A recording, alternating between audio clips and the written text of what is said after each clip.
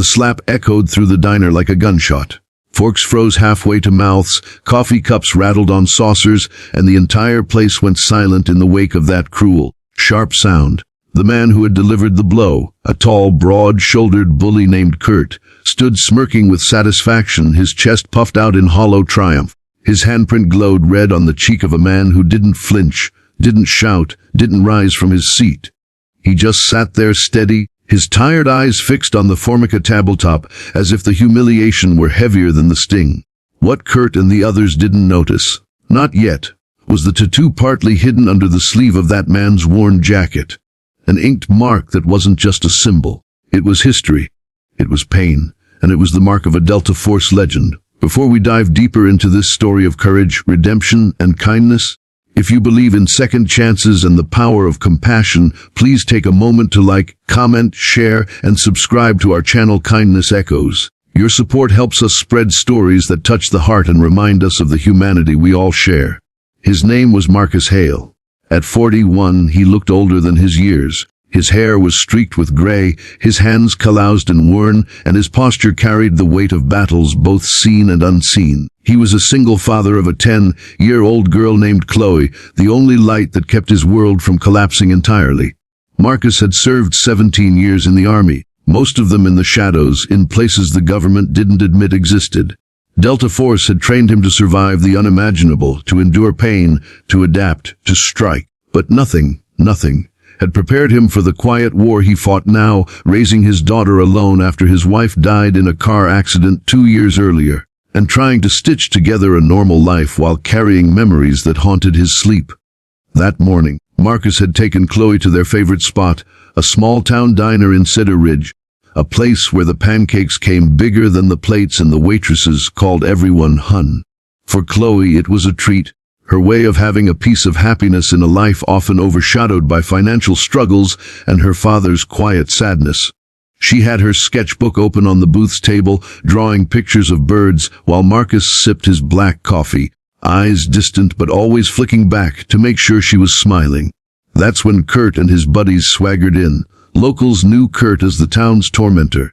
He was 30, muscular and mean, a man who thrived on intimidation. He'd been drinking even this early, his voice booming across the diner as he mocked anyone in sight. When he spotted Marcus, stooped shoulders, thrift store jacket, and weary silence, he saw an easy target. It started small. Snide comments, whispered jabs about washed-up soldiers, and charity cases. Marcus ignored it. He'd learned long ago that some battles weren't worth fighting, and all that mattered was keeping Chloe safe. But then Kurt leaned down too close, his alcohol-laced breath spilling over Marcus's face. "What kind of man hides behind his kid at a diner?" he sneered. "You're nothing." Marcus didn't respond. He kept his eyes on his coffee.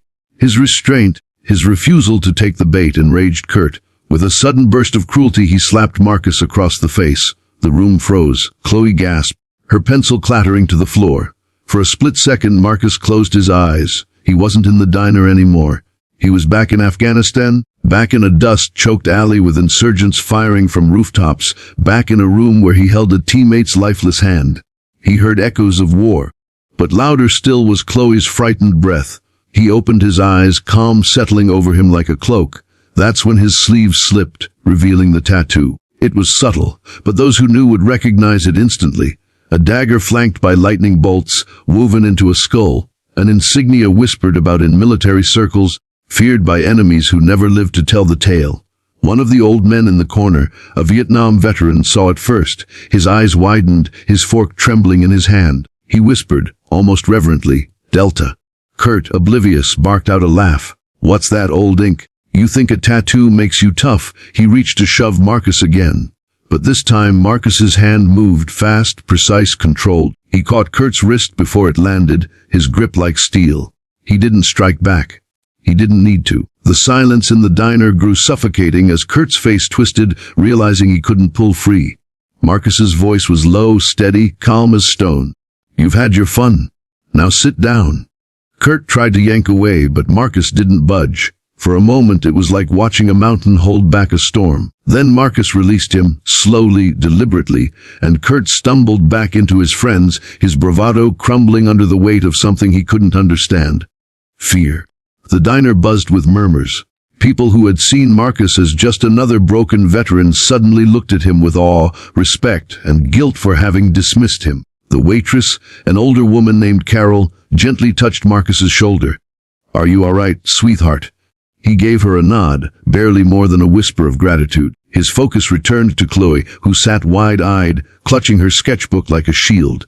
He forced a smile, the kind of smile that told her everything was okay, even if inside he was shaking. Kurt slunk out of the diner, his swagger gone, his friends whispering about the tattoo, about what it meant. But the damage had already been done.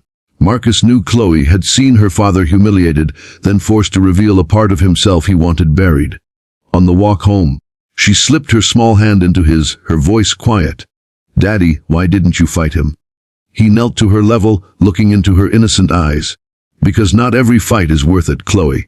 Sometimes the strongest thing you can do is walk away." But deep inside, Marcus wrestled with the truth. He wanted to lash out. He wanted to make Kurt pay.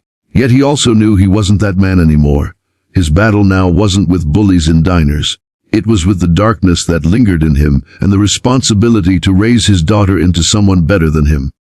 Days passed, but whispers spread. People in Cedar Ridge began to treat Marcus differently. The tattoo, the story, the way he had handled Kurt, it became legend in its own small-town way. Strangers paid for his coffee. Veterans sought him out to shake his hand. And Chloe, for the first time in years, beamed with pride when classmates asked about her dad. But Marcus didn't feel like a hero. He still woke in the night, drenched in sweat. He still worried about making rent, about putting food on the table, about whether he could be enough for Chloe. Then, one morning, a knock came at the door. It was Kurt. Not the sneering bully from the diner, but a broken man, his eyes hollow. He apologized, voice trembling. "I didn't know who you were. I didn't know what you'd been through." He trailed off ashamed. Marcus studied him, torn between anger and mercy. He thought of the men he'd lost, of the lives destroyed by hate and pride. Then he thought of Chloe, who stood behind him listening. He extended his hand. "Then learn, be better. That's how you make it right." It was a small moment, but in it, a bully began to change, and Marcus, the Delta Force legend who once fought wars in the shadows, realized that perhaps his greatest mission wasn't behind him. It was right here, in guiding his daughter, in showing her what real strength looked like. If this story has touched your heart, please take a moment to like, share, and subscribe to Kindness Echoes. Your support helps keep stories like this alive, reminding us that behind every scar and every silent struggle, there's a chance for redemption and hope. And before we end, I'd love to hear from you. What does kindness mean to you? Please share your thoughts in the comments below. Marcus never asked for recognition, never sought glory.